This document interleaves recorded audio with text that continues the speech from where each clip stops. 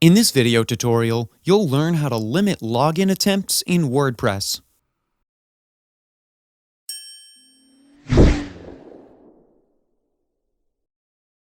By default, WordPress allows a user to try as many passwords as possible when logging in.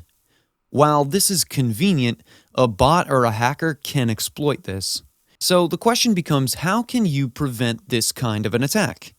Well, it's easy. Simply limit the number of failed login attempts in WordPress. To do this, in your WordPress dashboard, go to Plugins, then click on Add New. And in the search bar, type Limit Login Attempts Reloaded and press Enter.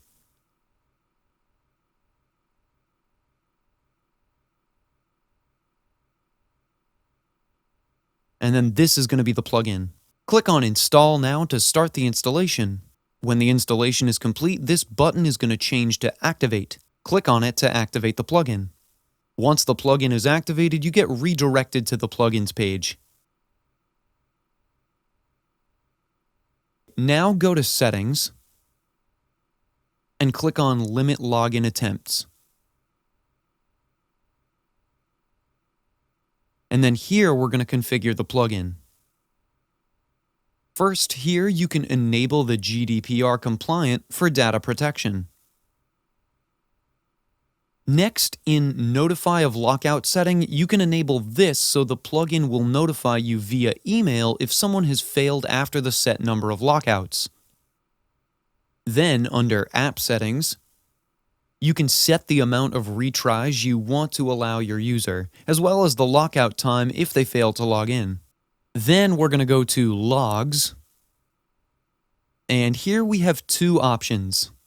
In the safe list, you can enter an IP or username and that particular user can log in without any limits. And similarly in the block list, you can enter an IP or username and that particular user will not be able to log in.